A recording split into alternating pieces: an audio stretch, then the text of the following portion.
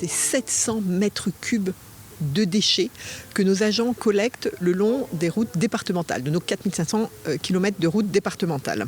Nos agents sont extrêmement mobilisés sur ce sujet parce qu'ils aiment leur métier, ils aiment que les routes soient propres, bien entretenues, donc ils sont 8 à l'année à assurer cette fonction. Autant ils sont passionnés par leur métier, autant c'est pas leur fonction première.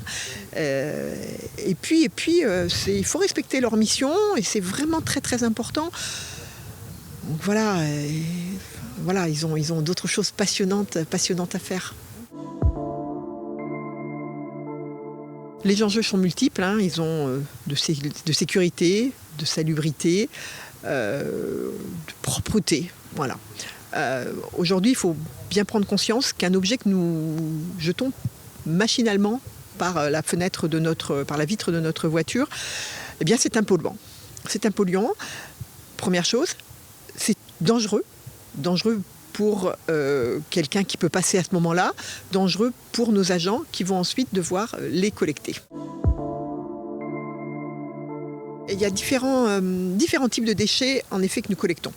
D'abord, on pourrait dire qu'il y a les déchets involontaires. Vous avez un camion qui circule, qui est plein, qui doit aller à la déchetterie, il perd un élément, ça peut arriver.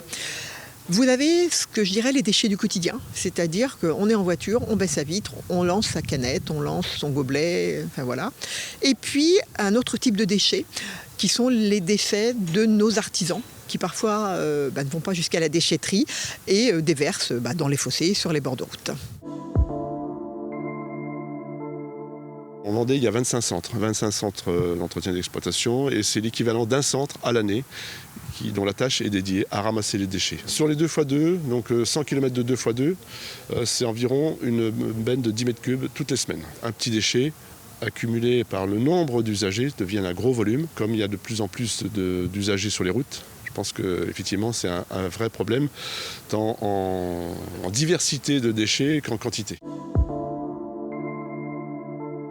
On veut essayer de trouver une communication un peu plus positive, c'est-à-dire c'est pour ça que vous voyez un petit lapin, quelque chose de sympa, c'est-à-dire que c'est la nature, on parle d'environnement, de biodiversité, donc c'est peut-être que par les enfants aussi en disant papa c'est pas bien ce que tu fais de jeter ce papier ou de cette bouteille, c'est aussi d'impliquer tout le monde et puis c'est pour les générations à venir, on ne peut pas laisser ça aux générations qui vont venir et puis c'est quelque chose qui n'est pas concevable.